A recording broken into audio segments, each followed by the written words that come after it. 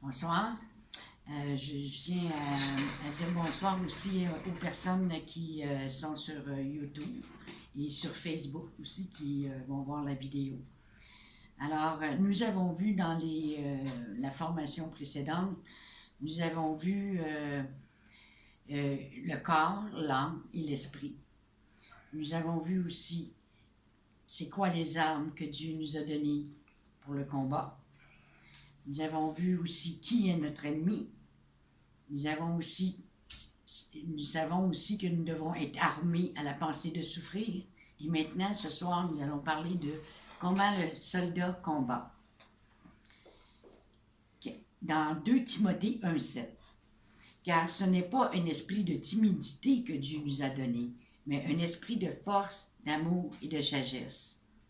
Il ne faut pas craindre le lendemain, la maladie, payer nos comptes, vieillir, etc. Dieu nous a donné sa promesse. Dans Philippiens 4,19, « Et mon Dieu pourvoira à tous vos besoins selon sa richesse avec gloire en Jésus-Christ. » Je vais vous donner un exemple. J'ai 63 ans et aussi, l'ennemi essayait de me mettre à l'esprit que 63 ans, là, commencer à enseigner et tout ça, il est pas mal trop tard, on laisse la place aux jeunes. Bon, il y a toujours des pensées comme ça qui viennent dans notre esprit, puis il faut les combattre. Et moi, je me dis, l'esprit n'a pas d'âge. Timothée, il avait 17 ans. Il avait 17 ans quand il a commencé à être évangéliste. Alors, il n'y a pas d'âge dans l'esprit. Laissez faire l'ennemi sur les pensées qu'il met dans votre esprit. Combattez-le et dites non. Le Seigneur m'a mis ça dans mon cœur, je vais le faire. Il nous a demandé d'annoncer la parole de Dieu. Tous les chrétiens doivent le faire. Soit par le témoignage à un ami, à une personne autour de vous. C'est sûr que c'est pas tout le monde qui sont appelés à enseigner, c'est pas tout le monde qui sont appelés à faire de l'évangélisation en masse, mais juste dans votre famille. Juste de vous occuper de votre famille, c'est déjà beaucoup. Marchez selon la lumière que vous avez reçue. Mais c'est sûr qu'en marchant, en annonçant la parole, il faut s'attendre à souffrir aussi. Mais le Seigneur a dit, souffre avec moi, comme un bon soldat de Jésus-Christ, dans 2 Timothée 2,3. Et dans Philippiens 1, 27 à 30, je vais vous le lire. Seulement conduisez-vous d'une manière digne de l'évangile de Christ, afin que soit que je vienne vous voir, soit que je reste absent, ou j'entende dire de vous que vous demeurez ferme dans un même esprit.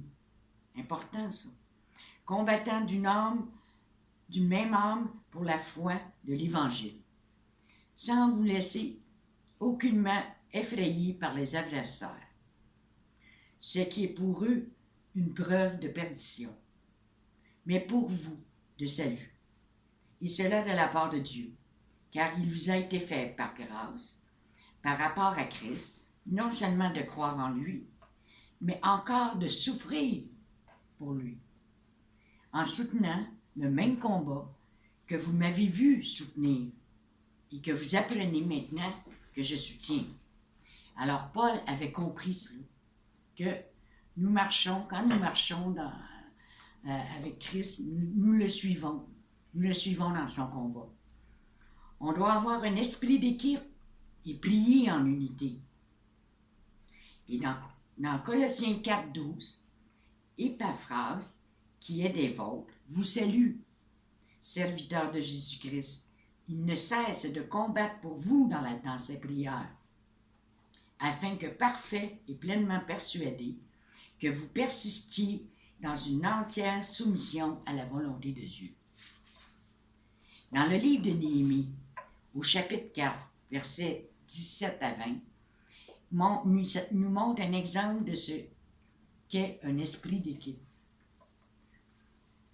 Ceux qui bâtissaient la muraille et ceux qui portaient ou chargeaient les fardeaux travaillaient d'une main et tenaient une arme de l'autre. Chacun d'eux, en travaillant avec son épée, saintes autour des reins. Celui qui sonnait de la trompette se tenait près de moi.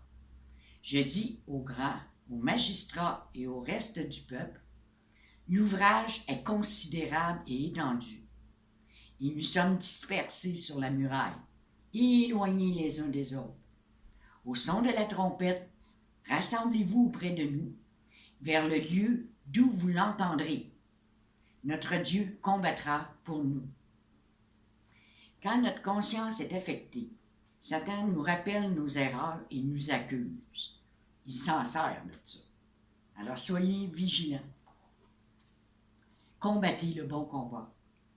Dans 1 Timothée 6,12, combat le bon combat de la foi. Saisis la vie éternelle à laquelle tu as été appelé et pour laquelle tu as fait une belle confession en présence d'un grand nombre de témoins. Quand vous avez accepté Christ, vous avez témoigné à vos proches, à votre famille, et vous avez combattu cela.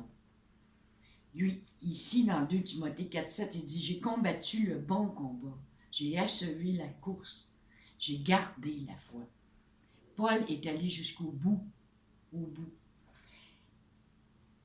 Comment le soldat combat? 1. Par la parole.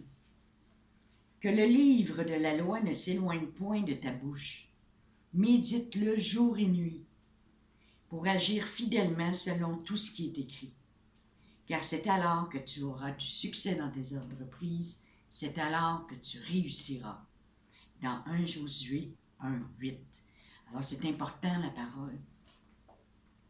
Méditer, c'est la manger, la ruminer, l'avaler et la digérer pour faire pénétrer dans notre cœur. C'est ça la méditation dont je vous parle. Quand un démon est chassé, il peut revenir. Il revient avec d'autres démons pour l'aider. Lorsque l'esprit impur est sorti d'un homme, il va dans les lieux arides, cherchant du repos et il n'en trouve point. Alors il dit, je retournerai dans ma maison d'où je suis sorti. Et quand il arrive, il trouve la maison vide, balayée et ornée. Il s'en va et il prend avec lui 7 autres esprits, plus méchants que lui. Il entre dans la maison, s'y établissent, et la dernière condition de cet homme est pire que la première. Il en sera de même pour cette génération méchante. Dans Matthieu 12, 43 à 45. Ce qui veut dire qu'il faut se protéger dans nos pensées pour ne pas faire rentrer l'ennemi un coup qui est sorti. C'est pourquoi le croyant doit chercher à être rempli du Saint-Esprit. Les démons peuvent être chassés à distance par la prière. Vous pouvez le faire à la distance. Un chrétien ne doit pas craindre aucune sorcellerie, car le croyant est le maître de Satan. Car Dieu nous a donné l'autorité sur eux. Puis ça, là, saisissez-le maintenant. C'est votre arme la plus puissante aussi. Lorsque le chrétien est tenté, il doit se garder, laver dans le sang de Jésus et s'assurer qu'il est revêtu de l'armure de Dieu et se tenir sobre et vaillant. Dieu nous donne la promesse de la victoire. Dans Romains 16, 20, le Dieu de paix écrasera bientôt Satan sous vos pieds. Que la grâce de notre Seigneur Jésus-Christ soit avec vous. Et c'est ce qu'il a fait à la croix. Il a mis Satan sous nos pieds. Dans 1 Corinthiens 10, 13, aucune tentation ne vous est survenue qui n'ait été humaine.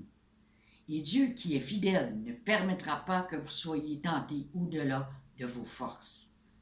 Mais avec la tentation, il préparera aussi le moyen d'en sortir, afin que vous puissiez la supporter.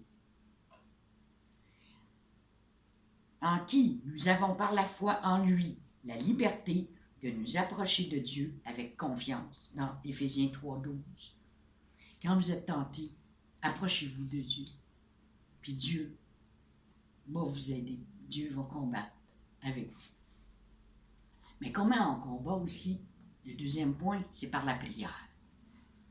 Je vous exhorte, frères, par notre Seigneur Jésus-Christ et par l'amour de l'Esprit, à combattre avec moi, en adressant à Dieu des prières en ma faveur. Oui, les prières d'intercession de nos frères et de nos sœurs sont les bienvenues. Il faut prier pour nos frères et nos sœurs. C'est très important parce que les autres aussi vivent un combat. Vous pensez que vous êtes les seuls à vivre le combat que vous menez en ce moment? Non. Je vous dis, il y a plusieurs chrétiens qui sont en combat à l'heure actuelle. Et pourquoi je donne ce cours? C'est à cause de ça.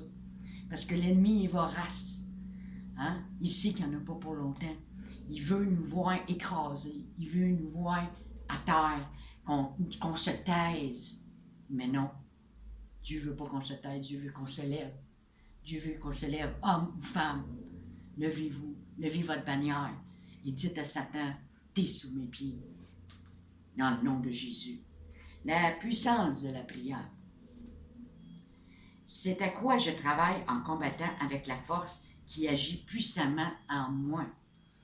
Donc, la prière nous renforce aussi. Parce que quand on prie et qu'on est en communion avec Dieu, Dieu nous donne la force de passer au travers ce qu'on traverse comme épreuve. Il faut se faire violence aussi. C'est pas en restant assis à rien faire là, que le combat va se faire. « Ah, c'est pas grave, le Seigneur, il combat pour moi. » Attention, le combat, oui, c'est le Seigneur qui le mène, mais nous aussi, nous avons notre combat à mener dans notre esprit. Puis, ne pensez pas que ça va se faire tout seul. Là. On a des choses à faire. Dieu veut qu'on se lève, qu'on soit debout, puis qu'on soit derrière lui, en train de combattre par l'épée de la parole, avec toutes les armes qu'il nous a données. Depuis le temps que Jean-Baptiste jusqu'à présent, le royaume des cieux est forcé. Et ce sont les violents qui s'en emparent. Donc, si vous êtes passif, vous n'êtes pas violent. Vous ne faites pas d'une action. Violent, ça ne veut pas dire d'aller, comment je pourrais bien dire, d'aller violenter quelqu'un là, ou lui donner des bêtises. Non, c'est pas ça le sens du mot violent. C'est ceux qui se lèvent debout. C'est ceux qui prennent l'autorité que Christ leur a donnée et qui s'avancent sans crainte et en confiance en Jésus seulement. Et nous avons le combat de la foi. Mes frères, regardez comme un sujet de joie complète les diverses épreuves auxquelles vous pouvez être exposés, sachant que l'épreuve de votre foi produit la patience. Dans Jacques 1, 2, 3. Nous avons le combat par le péché, contre le péché. Ça, c'est notre combat que nous avons à mener tous. Alors, nous allons lire dans Hébreux 12, 1 à 11, qui est la persévérance au milieu des épreuves, à l'exemple de Jésus-Christ. Nous, donc aussi, puisque nous sommes environnés d'une si grande nuée de témoins, juste un instant, je vais allumer ma lumière parce que je ne vois pas grand-chose. Parfait, merci. Bon.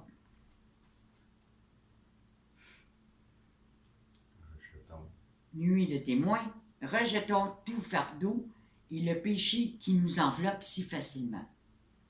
Et courons avec persévérance dans la carrière qui nous est ouverte. Ayant les regards sur Jésus, le chef et le consommateur de la foi, qui, en vue de la joie qui lui était réservée, a souffert la croix, méprisé l'ignominie, et s'est assis à la droite du trône de Dieu. Considérez, en effet, celui qui a supporté contre sa personne une telle opposition de la part des pécheurs, afin que vous ne vous lassiez point l'âme découragée. Il ne veut pas qu'on se décourage, le Seigneur. Vous n'avez pas encore résisté jusqu'au sang en luttant contre le péché. Et vous avez oublié l'exhortation qui vous est adressée, comme à des fils. Mon fils, ne méprise pas le châtiment du Seigneur et ne perds pas courage lorsqu'il te reprend. Car le Seigneur châtie celui qui l'aime, et il frappe de la verge tous ceux qu'il reconnaît pour ses fils. supporter le châtiment. C'est comme des fils que Dieu vous traite. Car quel est le fils qu'un père ne châtie pas? Mais si vous êtes exempt de châtiment, auquel tous ont part, vous êtes donc des enfants illégitimes, et non des fils. D'ailleurs, puisque nos pères, selon la chair, nous ont châtiés, et que nous les avons respectés, ne devons-nous pas, à bien plus forte raison, nous soumettre au Père des esprits pour avoir la vie? Nos pères nous châtiaient pour peu de jours, comme ils le trouvaient bon. Mais Dieu nous châtie pour notre bien, afin que nous participions à sa sainteté. Il est vrai que tout châtiment semble d'abord un sujet de tristesse et non de joie, mais il produit plus tard, pour ceux qui ont été ainsi exercés, un fruit paisible de justice. Amen. Le combat contre les esprits.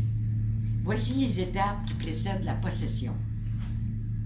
Il y a l'oppression, sensation de gêne respiratoire, malaise psychique sourd, un peu angoissant, on se sent angoissé, qui étreint, action d'opprimer, d'accabler sous une autorité tyrannique. Ça, c'est tiré de Le Petit Larousse 95. L'oppression peut être des pensées que nous rendent tristes ou malheureux.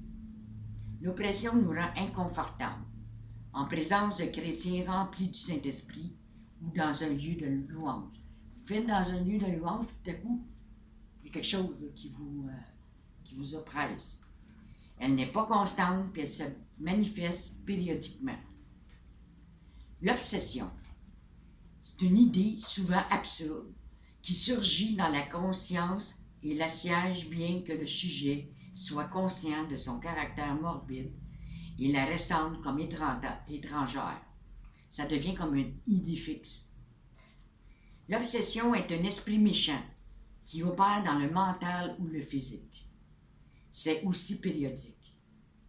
Quand quelqu'un est obsédé par ce démon, il peut avoir des crises d'épilepsie et de l'hystérie. Mais ça ne veut pas dire que ceux qui font des crises d'épilepsie ont nécessairement un démon. Là. C'est pas ça que je veux dire. Donc, les symptômes sont semblables. La possession. État d'une personne possédée par une force démoniaque, occulte. Ça, c'est Le Petit Larousse qui dit ça. C'est un esprit qui prend le corps humain pour en faire sa demeure et agit sur lui pour accomplir ses propres désirs par l'humain. Quand un esprit ne peut pas prendre l'âme d'une personne, il cherche à attaquer son corps. C'est pour ça qu'on voit souvent des maladies qui apparaissent tout d'un coup. Alors, gardez votre cœur. Dans Proverbe 4, 23, garde ton cœur plus que toute autre chose, car de lui viennent les sources de la vie. La bataille, comme on le dit tantôt, est à l'Éternel. Dans Exode 14, 13, 14, nous lisons: Moïse répondit au peuple: Ne craignez rien, restez en place et regardez la délivrance que l'Éternel va vous accorder en ce jour. Car les Égyptiens que vous voyez aujourd'hui, vous ne les reverrez plus jamais. L'Éternel combattra pour vous et vous gardez le silence. Oui, dans la bataille, il y a des moments où il faut faire silence aussi.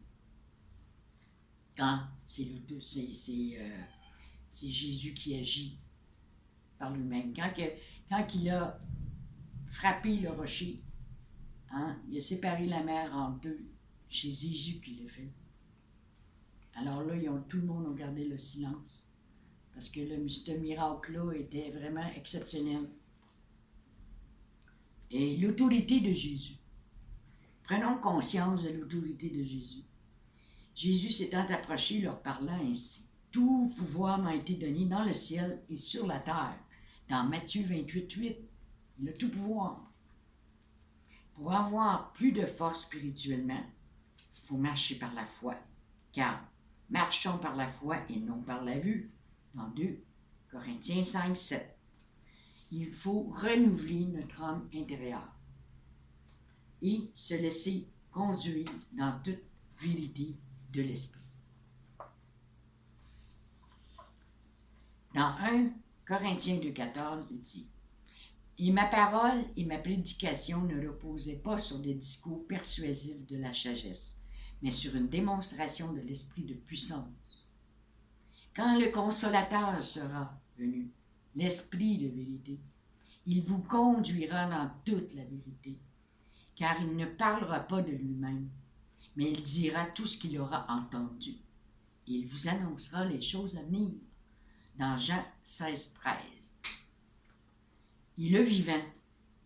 J'étais mort, et voici, je suis vivant au siècle des siècles. Je tiens les clés de la mort et du séjour des morts, dans Apocalypse 1, 18. Allez, faites de toutes les nations des disciples, les baptisant au nom du Père, du Fils et du Saint-Esprit. Et voici, je suis avec vous tous les jours, jusqu'à la fin du monde. Personne ne doit rester ignorant de ce que Jésus a fait, car l'ignorance est aussi une puissance qui nous tient liés. Cependant, ne vous réjouissez pas de ce que les esprits vous sont soumis, mais réjouissez-vous de ce que vos noms soient écrits dans les cieux. Dans Luc 10, 20. Béni soit Dieu, le Père de notre Seigneur Jésus-Christ, qui nous a bénis de toutes sortes de bénédictions spirituelles dans les lieux célestes en Christ. Éphésiens 1, 3. Car nous sommes son ouvrage, ayant été créés en Jésus-Christ pour de bonnes œuvres, que Dieu a préparées d'avance, afin que nous les pratiquions. Dans Éphésiens 2, 10. Alors il est important, vous voyez, de se lever, car Dieu a un plan pour chacun de nous. Et nous sommes dans son plan. Pour la gloire de Dieu, pour reprendre la domination que Dieu a déléguée par Jésus-Christ, nous allons aller dans Galates 4, 1 à 7. Galates 4, 1 à 7.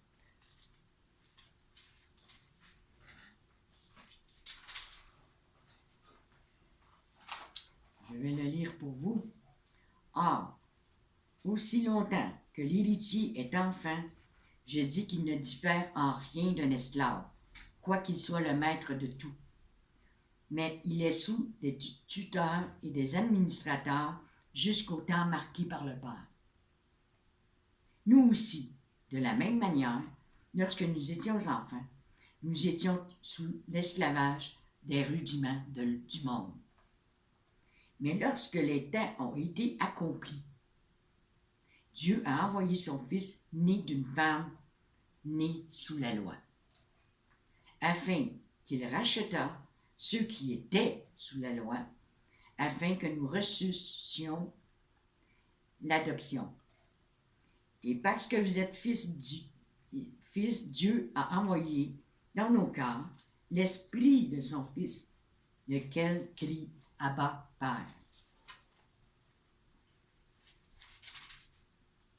Ainsi, tu n'es plus esclave, mais fils. Et si tu es fils, tu es aussi héritier par la grâce de Dieu. Voyez-vous, c'est ça que Dieu a fait. Il nous a choisis, il nous a pris avec lui à la croix et nous sommes héritiers avec lui. Gloire à Dieu. Je sens que celui qui a ressuscité le Seigneur Jésus-Christ nous ressuscitera aussi avec Jésus. Il nous fera paraître avec vous en sa présence dans 2 Corinthiens 2, 14. Vous, petits enfants, vous êtes de Dieu et vous les avez vaincus parce que celui qui est en vous est plus grand que celui qui est dans le monde. Dans 1 Jean 4, 4. Dieu nous a donné des armes pour le combat spirituel, mais il s'attend à ce que nous les utilisions. Priez sans cesse. Voyez-vous pourquoi il est dit de prier sans cesse? Parce que l'ennemi, il vient nous attaquer à tous les jours. Et c'est par la pensée que nous le chassons. Et si nous ne le faisons pas, si nous ne le faisons pas, nous allons être attaqués, nous allons être affaiblis, nous allons être à terre. Et il va être difficile que si vous n'entrez pas dans la prière, de vous relever.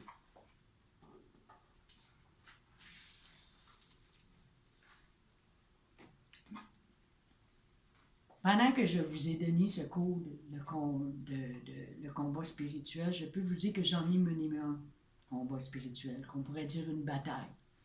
Et cette bataille, je l'ai faite avec le Seigneur. Il faut combattre le combat avec Christ. Et puis, on me reprochait que la femme ne doit pas enseigner dans le ministère. Et pour moi, le Seigneur m'a appelé à annoncer la parole. Puis quand on lit Matthieu 28, 19, 20, il est clair et net qu'il ne s'adressait pas juste à des hommes, il s'adressait aussi aux femmes et aux hommes, à l'humanité en fait. Et c'est ça que moi je persévère. Je persévère à annoncer la parole de Dieu, malgré les oppositions, malgré tout ce qu'on peut faire, même si on veut détruire ma réputation, même si on veut détruire ma vie. L'important, c'est de marcher avec Christ et de marcher par l'Esprit de Dieu. Qu'est-ce que l'Esprit vous révèle? Quand vous avez été appelé, vous savez, le Seigneur vous a parlé, vous savez ce que vous avez à faire. Chacun est appelé à faire quelque chose. Pas nécessairement de tous la même chose. Puis le Seigneur est bon parce qu'il a donné ses dons il donne ses dons à qui il veut. Premièrement. Il les donne, pas tous les dons à une même personne. Tu sais? Pourquoi il a fait ça? Il est intelligent. Il a une sagesse. Parce qu'il veut qu'on soit en relation entre frères et sœurs. Il veut qu'on soit en relation, qu'on ait besoin de nos frères et sœurs. Parce que la personne qui a le don, admettons, de discernement des esprits, je vous donne ça comme exemple, eh bien, c'est important qu'on l'ait avec nous autres, cette personne-là, parce qu'elle peut nous aider, elle peut nous guider dans notre chemin. Et la même chose que quelqu'un qui a le don des miracles, si nous avons des personnes qui sont malades, qui sont... oui, nous avons besoin les uns et les autres, et c'est pour ça qu'il faut prier pour nos frères et nos sœurs. Et le Seigneur veut nous réunir en ce moment, dans le combat que nous avons à mener contre le diable et Satan. Le diable et le bien et le mal, c'est qu'il faut renverser cette situation-là. Il faut faire le bien pour enlever le mal. Et à travers le combat que j'ai mené, je ne dis pas que j'ai trouvé ça facile. Non, je n'ai pas trouvé ça facile. Mais j'ai vécu toutes les étapes de ce que je vous ai enseigné. Et je peux vous dire par expérience que je n'ai eu d'autres batailles. Ça n'a pas toujours été des réussites. Ça n'a pas toujours été fini comme j'aurais voulu que ce soit. Mais je sais une chose, c'est que c'est la volonté de Dieu. Dieu est de contrôle. Puis Dieu a le dernier mot. Alors, oui, il y a des fois, on perd des batailles, mais on ne perd pas le combat. On ne perd pas la guerre. Parce que Dieu, on sait comment ça se termine. On sait comment ça va finir. Et nous sommes vainqueurs dans le nom de Christ. Il y en a qui m'ont même posé la question, comment ça se fait que ton mari n'est pas avec toi, Bien, mon mari a un autre don. Le Seigneur lui a donné d'autres dons. Et il l'exerce dans l'évangélisation au niveau de la musique. Et puis, il me supporte dans le don que Dieu m'a donné pour moi. Et nous sommes ensemble. Nous sommes ensemble, nous sommes un. Nous sommes un couple, nous sommes unis. Nous formons une seule chair. Moi, je suis en accord avec les dons que Dieu a donnés à mon mari. Et mon mari est en accord avec les dons que Dieu m'a donnés. Et nous les partageons à vous pour vous en faire bénéficier. Alors, je vous dis, oui, vous allez avoir des souffrances dans le combat, mais vous allez apprendre des choses sur vous-même. Vous allez apprendre la patience, parce que des fois, on veut tout avoir tout de suite. Et aussi, vous allez avoir une relation profonde avec Christ. En conclusion, dans ce cours, vous êtes maintenant prêts pour le combat. Vous êtes enrôlés dans l'armée du Seigneur et formés par lui. moi, quand même, que je vous donnerai tous les cours nécessaires. Je vous ai donné la base de ce que vous devez savoir pour le combat. Mais celui qui va vous former, c'est lui, Christ lui-même, par son Saint-Esprit. Il vous a donné toute puissance sur la puissance de l'ennemi. Vous savez maintenant que le combat se passe dans le spirituel et non dans les choses visibles. Nous n'avons pas à combattre la chair ou le sang. Ce n'est pas comme une personne qui s'est enrôlée dans l'armée pour faire la guerre aux humains, comme l'armée terrestre. Non, nous sommes l'armée céleste. C'est combattre le bon combat de foi que nous devons mener jusqu'à la fin de notre victoire terrestre. Avec toute l'armure spirituelle que Dieu nous a donnée, tenons-nous droit derrière lui et suivons notre chef de l'armée de l'Éternel, qui est parti en vainqueur et pour vaincre. Nous sommes vainqueurs dans le nom de Jésus. Nous avons perdu assez de temps dans le désert. Maintenant, prenons possession de ce qui nous appartient. Prenons la place que Dieu nous a donnée. Annonçons la parole de Dieu, malgré tous les obstacles, les tribulations et les persécutions. Marchons de même pas, en ayant le même esprit qui dirigera nos pas là où l'on doit être et prendre notre place dans le Seigneur. Après 40 ans dans le désert, Josué s'est empressé dans le combat de prendre possession du pays promis. Nous de même, nous devons prendre l'autorité de Jésus et marcher sur les scorpions et les serpents et reprendre possession de la terre, car elle appartient à Christ et nous allons régner avec lui. Voilà le combat ultime que nous avons à mener. Mais pour cela, nous devons prier sans cesse, car rien ne s'accomplit sans la prière. Nous ne pouvons rien faire sans Dieu. Que le Dieu Tout-Puissant dirige votre vie et que son nom soit glorifié en vous. Soyez tous bénis. Merci.